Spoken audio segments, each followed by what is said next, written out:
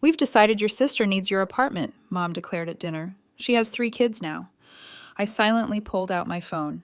Interesting, because all 200 units are already occupied.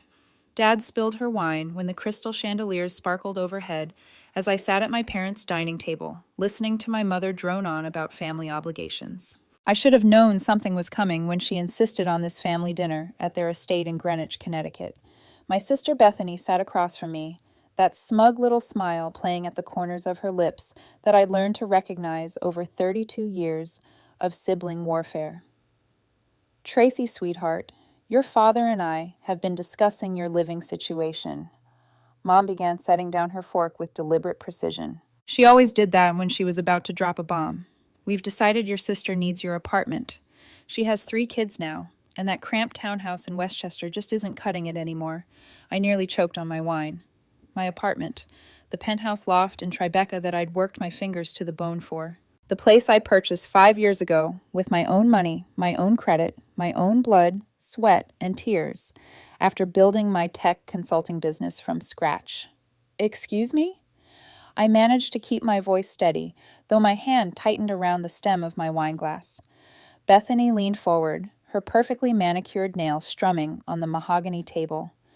Well, you're single, Tracy. You don't need all that space. I've got Jackson, Emma, and little Sophia to think about. They need room to grow, and your place is perfect. 4 bedrooms, those gorgeous high ceilings, that rooftop terrace.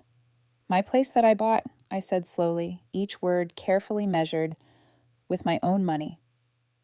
Dad cleared his throat, not meeting my eyes. Now, Tracy, be reasonable. Family helps family. Your sister is struggling, and you're doing quite well for yourself.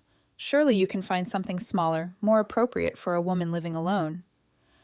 I silently pulled out my phone, scrolling through my emails with deliberate calm while they all stared at me expectantly. The silence stretched out like taffy, becoming increasingly uncomfortable. My mother's eye twitched. She hated being ignored. Tracy Elizabeth Harper, are you even listening to us? Mom's voice had that sharp edge that used to make me jump when I was 10. I looked up, meeting her gaze directly. Interesting, because all 200 units are already occupied. Dad knocked over his wineglass when he reached for the bottle, the deep red liquid spreading across the white tablecloth like blood. What are you talking about? What 200 units? I sat my phone down, the screen displaying the header of an email from my property management company. The apartment building. My apartment building. The one I purchased 18 months ago. All 200 residential units, including my penthouse, are currently occupied by tenants with legally binding leases. The silence that followed was absolutely delicious. Bethy's face had gone pale. You don't own a building. That's impossible. You run some little tech consulting business. Some little tech consulting business that I sold last year for $47 million. I corrected pleasantly, which I then diversified into real estate investments. The Tribeca building was my first major purchase. I kept the penthouse for myself and renovated the rest. Would you like to see the portfolio? Mom had frozen, her mouth slightly open, looking remarkably like a fish. Dad, ever the pragmatist, had already started putting the pieces together, his face cycling through shock, realization, and something that might have been embarrassment. You never told us you sold your company, he said quietly. You never asked, I replied, taking a sip of my wine. In fact, the last time we discussed my career, Mom told me I should give it up and focus on finding a husband before my eggs dried up. I believe that was at Thanksgiving, right before you spent 2 hours praising Beth's artwork that her husband actually painted. That's not I didn't. Bethany sputtered, her face flushing. Kevin just helped me with some of the technical aspects. Technical aspects like holding the brush and making every single brush stroke. I pulled up an Instagram post on my phone showing a video her husband had accidentally posted and quickly deleted, clearly showing him painting the entire canvas she claimed as her own masterpiece. The one that had sold for $15,000 at the charity auction. The internet never forgets. Beth, my mother found her voice again, though it came out strangled. This is absurd. You're making up stories because you don't want to help your sister. Real estate empire, $47 million. Don't be ridiculous, Tracy. I pulled up my banking app, the private wealth management portal, and turned the screen toward her. The balance displayed made her face go white. That's just my primary checking account. Would you like to see the investment portfolio, the property holdings? I also have a diversified stock portfolio, 3 commercial properties in Manhattan, and a vacation home in Martha's Vineyard that I haven't mentioned because, well, nobody ever asks about my life. Bethany had tears streaming down her face now, though. Whether from anger, embarrassment, or shock, I couldn't tell. This isn't fair. You always got everything handed to you. The smart one, the successful one, and now you're rich too. I actually laughed at that. Handed to me, Beth. Mom and Dad paid for your entire college education at Sarah Lawrence. They bought you and Kevin your townhouse as a wedding gift. They've been paying for the kids' private school tuition. I got a state school education that I paid for myself with scholarships and 3 part-time jobs. And when I started my business, Dad told me I was wasting my time and should get a real job. We supported you emotionally. Mom protested weakly. No, you supported Beth emotionally. You told me I was being difficult when I worked late. You said I was selfish when I couldn't make it to family dinners because I was building my company. You compared me to Beth, constantly asking why I couldn't be more nurturing, more feminine, more focused on family. I stood up, tucking my phone back into my purse. And now you want me to hand over my home to her because she has kids. Kids, by the way, whose private school tuition you could stop paying. If Beth actually sold her own artwork instead of passing off Kevin's paintings as her own. Dad finally spoke up, his voice gruff. Tracy, sit down. Let's discuss this reasonably.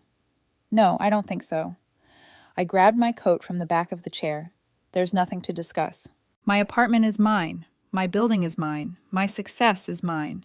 And none of it is available for redistribution just because you finally realized Beth married a loser who can't support his family.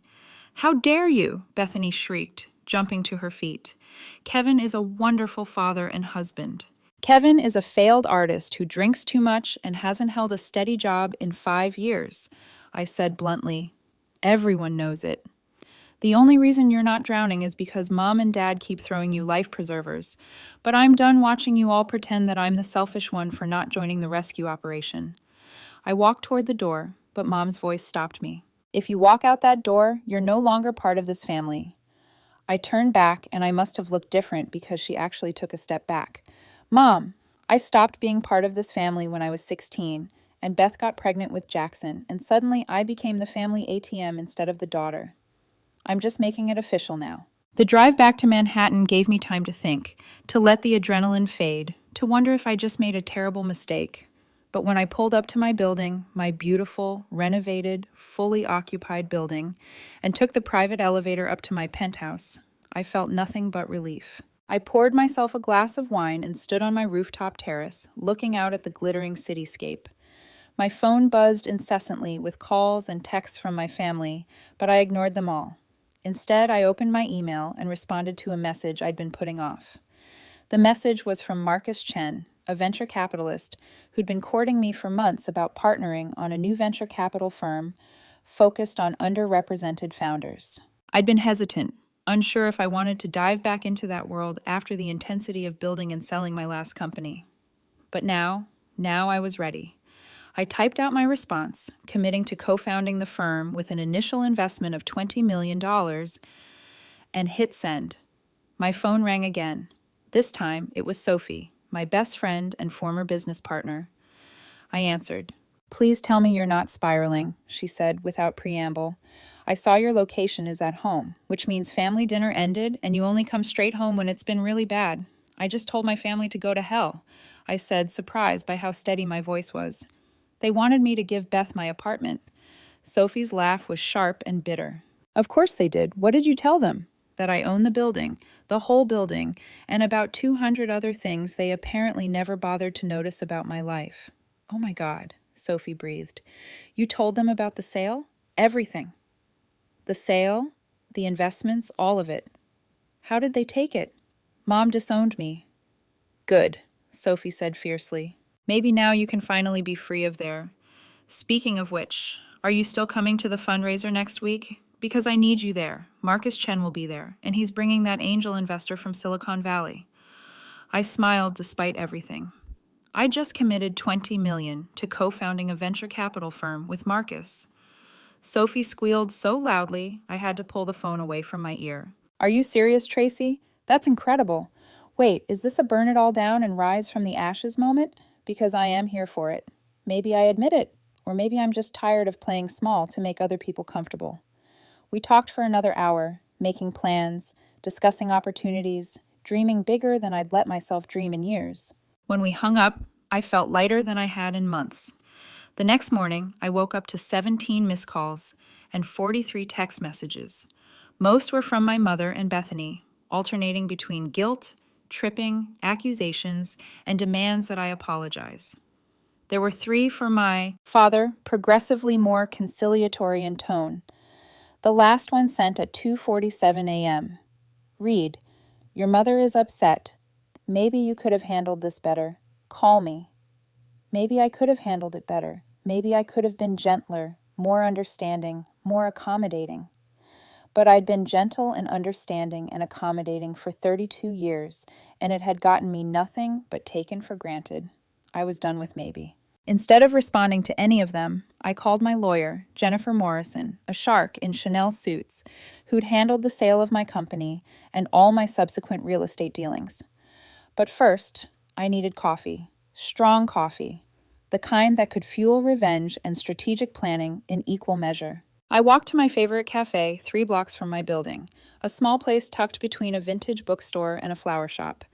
The owner, Maria, greeted me with her usual warm smile that faltered when she saw my face. "Rough night?" she asked, already preparing my usual order without being asked. "Rough family?" I corrected, sliding into my favorite corner booth. "Ah," she nodded knowingly. "Those are the worst kind of rough. At least with a rough night, you can sleep it off." While I waited for my coffee, I scrolled through my phone, looking at the text messages I'd been ignoring. Bethany had sent a series of increasingly frantic messages starting around midnight.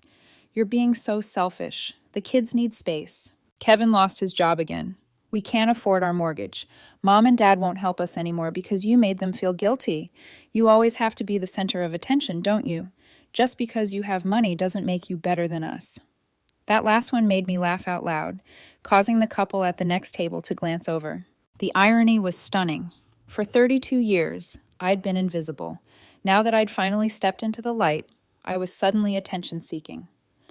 My mother's messages were different, more calculated, more manipulative. "I didn't raise you to be cruel, Tracy. Your sister is struggling. Don't you have any compassion? We're family. Family sacrifices for each other. You're breaking your father's heart." That last one stung.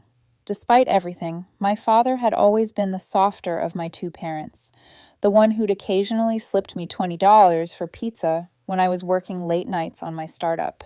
He'd never stood up for me, but he'd also never been actively cruel. "Maria brought my coffee along with a chocolate croissant I hadn't ordered on the house," she said. "You look like you need it." "Thanks, Maria." I took a sip of the coffee, letting the warmth spread through me. "Can I ask you something?" "Of course, mija." "When you opened this cafe, did your family support you?" She laughed, a sound that held years of experience. "My mother told me I was wasting my culinary degree. My brother said I should marry rich instead of working so hard. My father, rest his soul, he was the only one who believed in me. He gave me $5,000 from his savings and told me to make my dreams real." Did the others come around? Eventually, after I was successful and they couldn't deny it anymore. But by then, I didn't need their approval anymore. That's the thing about building something yourself. You learn that other people's opinions, even family, don't define your worth. I sat with that wisdom for a while, watching the morning rush of professionals grabbing their coffee before work. These were my people, the hustlers, the builders, the ones who got up every day and made things happen. My phone buzzed again. This time it was a number I didn't recognize. Against my better judgment, I answered. "Tracy Harper," I said professionally. "Miss Harper, this is Principal Roberts from Lakeside Academy." The woman's voice was crisp and formal. "I'm calling regarding your niece and nephews." My stomach dropped. "Is everything okay? Are they hurt?" "They're fine physically," she assured me. "However, their tuition for the spring semester hasn't been paid. We've been trying to reach Mr. and Mrs. Peterson for 3 weeks. The accounts show that a Richard and Caroline Harper have been listed as the guarantors on the account, but they've informed us they're no longer covering the costs. Of course they had. My parents were punishing Bethany for my sins, and the kids were caught in the crossfire. How much is owed? I asked. The balance for all 3 children for the semester is $42,000. I didn't even hesitate. I'll wire the funds today, but I want the account changed. Remove my parents as guarantors and put me down instead. Direct all future communications to me. There was a pause. Miss Harper, are you certain? This is a significant financial commitment. The annual tuition for 3 children is $84,000. I finished for her. I'm aware. I'll also establish an education account to cover them through high school. Just send me the necessary paperwork. After I hung up, I sat staring at my phone. I just committed to nearly $1 million in private school education, money I'd sworn I wouldn't give to my family. But the kids, they hadn't asked for any of this. They didn't deserve to be pawns in an adult war. I called Jennifer Morrison. Tracy, I was just about to call you, she answered. You won't believe the email I got from your mother's attorney. She got an attorney. Apparently, she's threatening to sue you for emotional distress caused by your public humiliation of the family. Jennifer sounded amused rather than concerned. It's completely baseless. Of course, I just wanted you to know. I rubbed my temples, feeling a headache building. That's not why I called, but we'll get back to that. I need you to do something for me. I just paid my nieces and nephews' private school tuition. Tracy, I know what I said, but the kids don't deserve to suffer because the adults are acting like children. I want you to set up an education trust specifically for their schooling, elementary through graduate school if they choose, but with conditions. What kind of conditions? They maintain at least a 3.0 GPA. They stay out of legal trouble, and neither of their parents can access the funds. If Bethany or Kevin try to withdraw money, the trust immediately locks and requires court approval to access. Also, I want quarterly reports on how the money is being used. You're a better person than I would be, Jennifer said. No, I'm just trying to break the cycle. These kids are going to grow up knowing that success isn't something to be punished for, that having money doesn't make you the family villain, that boundaries and generosity can coexist. I'll have the documents ready by end of day, she promised. Now, about your mother's lawsuit threat. Let her sue, I said, surprising myself with how calm I felt. Discovery would be very interesting for her, wouldn't it? All those years of financial support to Bethany, the preferential treatment, the documented text messages asking me to give up my property. Let's see how that plays in court. Jennifer's laugh was sharp with approval. Already handled. They withdrew the threat after I outlined what discovery would look like. Now, about these education trusts you want to set up. Let's make them bulletproof. After we hung up, I realized my coffee had gone cold, but I felt warmer inside than I had in days. There was something clarifying about drawing lines in the sand, about deciding what you would and wouldn't tolerate. I spent the rest of the morning handling the practical matters, wiring the tuition payment, signing documents, making arrangements. By noon, I'd secured my nieces and nephews' education through whatever level they wanted to achieve, while ensuring their parents couldn't turn it into a weapon or a piggy bank. Then I did something I hadn't done in years. I called my grandmother. Patricia Harper was 92, sharp as a tack, and living in a retirement community in Vermont. She was my father's mother, and unlike the rest of the family, she'd always seen me clearly. Tracy Jane. Her voice was strong despite her age. I was wondering when you'd call. I heard about the family explosion. How did you? Your father called me crying like he used to when he was 7 and fell off his bike. Told me his daughters were fighting and it was tearing the family apart. She snorted. I told him maybe he should have thought about that before he raised one daughter to be a princess and the other to be the foundation that holds everything up while getting no credit. I couldn't help but laugh. Graham, that's harsh. It's honest. Your grandfather, God rest him, always said that Caroline, your mother, was raising those girls with impossible expectations. He said you'd either break under the weight or become strong enough to walk away. Looks like he was right. She paused. Tell me what happened, sweetheart. The whole story. So, I did. I told her everything. The dinner, the demand for my apartment, revealing my success, the aftermath, all of it. She listened without interrupting, occasionally making small sounds of understanding or disapproval. When I finished, she was quiet for a long moment. Then she said, Your grandfather left you something in his will. I've been holding on to it, waiting until you were strong enough to receive it without guilt. After hearing this story, I think that time is now. Graham, you don't have to. Hush. It's not about have to, it's about want to. He saw something in you even when you were just a little girl taking apart radios to see how they worked. He said you had the Harper spine, that ability to stand up straight even when everyone's trying to bend you. My throat tightened. I miss him. He'd be so proud of you, Tracy. Not just because you're successful, but because you had the courage to demand respect. That's harder than making money. She cleared her throat. Now I'm sending you a package. Should arrive tomorrow. Inside is a letter from your grandfather and something else. Don't open it until you're alone. And maybe have some tissues handy. You're making me nervous. Good. It's important. And Tracy, don't let them make you feel guilty for being strong. The world has enough weak women who apologize for breathing. It needs more women like you. Women who build empires and refuse to shrink. After we hung up, I sat in my apartment, looking out at the city I conquered, feeling more supported by a 92-year-old woman in Vermont than I'd ever felt by my parents. Tracy, how was the family dinner? Her cheerful tone suggested she already knew the answer would be entertaining. I need you to do something for me, I said. I want to set up a trust fund for each of my nieces and nephews, $250,000 each, accessible when they turn 25, on the condition that they use it for education or starting a business, not accessible to their parents under any circumstances. There was a pause. Their parents are going to lose their minds. That's the idea. Can you have the paperwork ready by this afternoon? For you? Absolutely. Anything else? Yes. I want to establish a scholarship fund at my old state university. Full rides for students from low-income families studying computer science or engineering. I want to fund 10 students per year. That's going to be expensive, I know. And Jennifer, I want it named the Tracy Harper Self-Made Scholarship Fund. She laughed, delighted. Oh, this is going to be good. I'll have everything ready by 3. At 3:15 p.m., I had all the documents signed.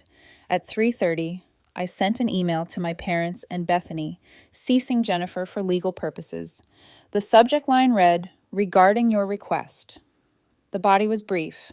I will not be providing my apartment to Bethany. However, I have established trust funds for Jackson, Emma, and Sophia, which will be available to them at age 25 for educational or entrepreneurial purposes. I have also established a scholarship fund at State University in the amount of $5 million, which will provide full rights to 10 students per year in perpetuity. These are my contributions to family and to the opportunities I believe in. They are non-negotiable and irrevocable. Do not contact me again unless you're prepared to have a relationship based on mutual respect rather than expectations of what I should provide. Tracy. I hit send and immediately blocked their numbers. Sophie called 30 seconds later. Did you really just do what I think you did? Depends on what you think I did. Set up trust funds for the kids, and then tell your parents to go themselves in the most elegant way possible. That's exactly what I did. I love you so much right now. The next few days were blissfully quiet. I threw myself into work, meeting with Marcus and his team, reviewing business plans, and making strategic decisions about my investment portfolio. I met with the board of my buildings management company, discussed renovation plans for my commercial properties, and started researching potential acquisitions. I also started therapy. Dr. Patricia Reeves came highly recommended, and within the first session, she'd identified patterns I've been blind to for decades. You've been trying to earn their love by becoming invisible, she said during our second meeting. You succeeded professionally in spite of them, not because of them, and now you're angry that they still can't see you. Is that wrong? I asked. It's human, she replied. But Tracy, you have to understand, you're looking for validation from people who are fundamentally incapable of giving it to you. Your mother needs to be the center of attention. Your sister needs to be the victim. Your father needs to be the peacekeeper. There's no role in that dynamic for you to be successful and separate. So what do I do? You do exactly what you're doing. You build a life that doesn't require their approval, and you grieve the family you wish you had. Grieving turned out to be harder than I expected. There were moments, stupid, small moments, when I wanted to call my mom. When I closed a major deal and wanted to share the news, when I felt lonely in my big, beautiful apartment and remembered childhood moments when things had been simpler. But then I'd remember the dinner, the casual cruelty of expecting me to hand over my home, the decades of being treated like the family ATM without any of the family warmth, and the grief would harden into something stronger. 3 weeks after the dinner, my father showed up at my building. The doorman called up, uncertain. "Miss Harper, your father is here. He says it's important." I could have said no, should have probably, but curiosity won out. Send him up. He looked smaller somehow, standing in my foyer, taking in the soaring ceilings and the art I collected, the evidence of a life he knew nothing about. "Nice place," he said awkwardly. "Thank you. Your mother wants me to apologize." "But you don't want to." I finished for him. He sighed, and for a moment he looked every one of his 67 years. "I don't understand what happened, Tracy. We asked for a favor and you scorched the earth." "No, Dad. You demanded I give up my home without asking, without even acknowledging that it was mine to give. There's a difference. We didn't know." "Didn't know what? That I'd succeeded? That I'd made something of myself? Or did you just not care enough to ask?" I kept my voice level, but I couldn't hide the hurt underneath. "When was the last time you asked about my work, Dad? When was the last time Mom called just to see how I was doing?" He couldn't answer. "The trust funds for the kids will give them opportunities," I continued. "Real opportunities to build something of their own without having to shrink themselves to fit someone else's expectations. That's more than I ever got from you. That's not fair, isn't it? You paid for Beth's entire college education, her wedding, her house. When I asked for help with tuition, you told me that if I was smart enough for college, I was smart enough to figure out how to pay for it. We were teaching you independence. No, you were playing favorites and calling it parenting." I walked to the door, opening it. "I don't hate you, Dad, either of you, but I'm done setting myself on fire to keep you warm. The trust funds are my final contribution to this family. Use them wisely or don't, but don't come back asking for more." He left without another word. I closed the door and slid down to the floor, letting the tears come. They weren't tears of regret. They were tears of release. Tears for the family I'd never really had and was finally admitting I'd never have. When I cried myself out, I called Sophie. "I need to get out of New York for a while," I said. "Want to go to Martha's Vineyard? I have a house there I've never mentioned." She laughed, the sound warm and familiar. "You're ridiculous, and I love you. And yes, when do we leave?" "Tomorrow morning." The Vineyard house was exactly what I needed. A restored sea captain's house with views of the ocean and enough distance for my old life to breathe. Sophie and I spent a week there drinking wine on the deck, swimming in the cold Atlantic water, and planning the future. "You know what you should do?" Sophie said one night, slightly drunk on expensive Chardonnay. "You should write a book about building a business as a woman in tech, about family dynamics and success and all of it. Nobody wants to read that." "Are you kidding? Everyone wants to read that. Do you know how many women are out there dealing with families who underestimate them? Who expect them to shrink? You could help people, Tracy." I thought about it, watching the stars reflect on the water. Maybe, not maybe. Definitely. And you know what else? You should start a venture capital firm. Focus on women-led startups. Put your money where your mouth is. Now you're just talking crazy. But the idea stuck with me, growing roots, spreading branches. By the time we drove back to Manhattan, I had a business plan sketched out on paper and fire in my belly. 2 months later, Harper Ventures officially launched with $20 million in capital and a mission statement focused on funding women and minority entrepreneurs who'd been overlooked by traditional investors. Marcus came on board as a partner, bringing his expertise and connections. Sophie joined as COO, finally leaving the consulting firm that had been slowly crushing her soul. The launch party was held at my building's rooftop venue, a space I'd specifically designed for events. 200 people filled the terrace, a mix of entrepreneurs, investors, journalists, and tech industry leaders. The energy was electric. I was standing near the bar discussing term sheets with a potential investor when I saw them. My parents, dressed to the nines, walking through the entrance like they'd been invited. My stomach clenched, but I kept my face neutral. The investor, a woman named Diana Chen, who built her own hedge fund, followed my gaze. "Family?" she asked knowingly. "Unfortunately." "Want me to have security escort them out?" The offer was tempting, but I shook my head. "No, let's see what they want." My mother spotted me first, her face sliding up with that performative smile she used in public. She glided over, my father trailing behind like a reluctant shadow. She was wearing a designer dress I knew cost at least $10,000. Money they apparently had for appearances, but not for their granddaughter's education. "Tracy, darling," she eared near my cheeks, and I caught the scent of her signature perfume. "What a wonderful event. We're so proud of you." Diana raised an eyebrow, but said nothing, excusing herself with remarkable diplomatic grace. "Mom, Dad," I kept my voice level. "This is a private event. Invitation only." "Well, we're family," Mom said, as if that explained everything. "Surely you don't need to invite your own parents." "Actually, I do, especially when those parents threatened to sue me for emotional distress 3 months ago." My father had the grace to look embarrassed. My mother's smile never wavered, though her eyes hardened. That was a misunderstanding. My attorney was being overzealous. Your attorney was following your instructions. A few nearby guests were starting to notice the tension. Sophie appeared at my elbow, her presence a silent offer of support. "Tracy has an important investor meeting in 5 minutes," Sophie said smoothly. "Perhaps you could schedule time to catch up later through proper channels." My mother's mask cracked just slightly. Proper channels for my own daughter. "Caroline." My father's voice was quiet but firm. "Let's go. This isn't a time or place." For a moment, I thought my mother might cause a scene, but she was too conscious of the watching crowd, too aware that any outburst would reflect poorly on her. She straightened her shoulders and gave me a look that could freeze fire.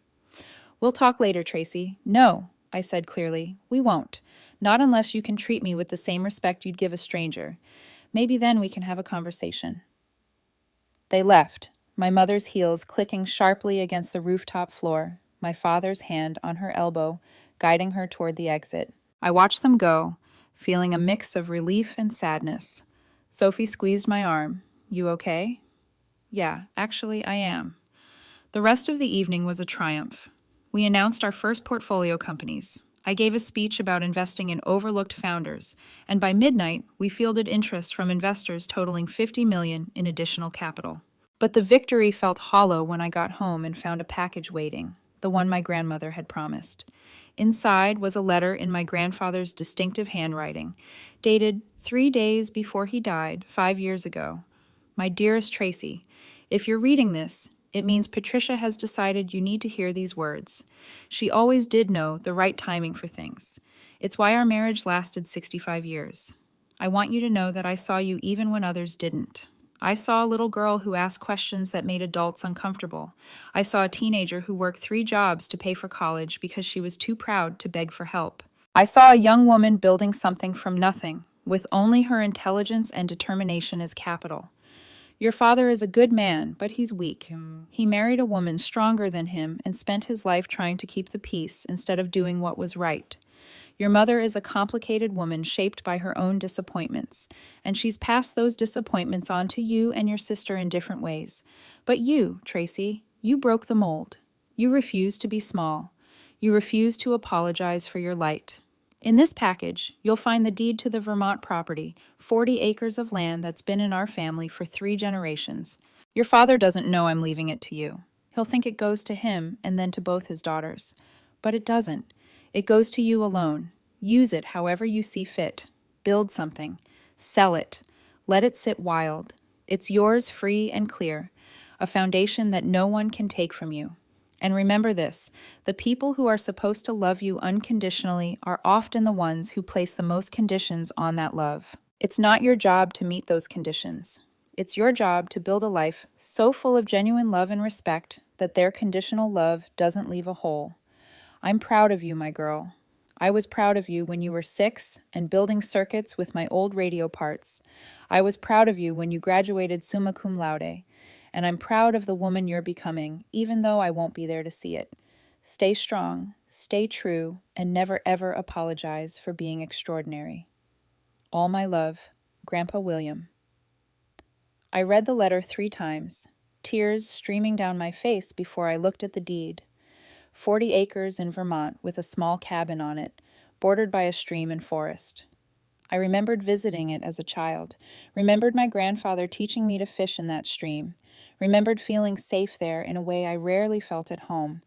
He'd given me more than land. He'd given me validation. He'd seen me. The next morning, I called my grandmother. "You read it," she said. "It wasn't a question. I can't accept the land, Gram. Dad was supposed to inherit." Your father has enough. Your grandfather made other provisions for him. This land was always meant for you. William told me years ago that you were the only one who appreciated it for what it was. Not for what it could be sold for, but for what it represented. What does it represent? Freedom, space, the ability to breathe without someone else's expectations suffocating you.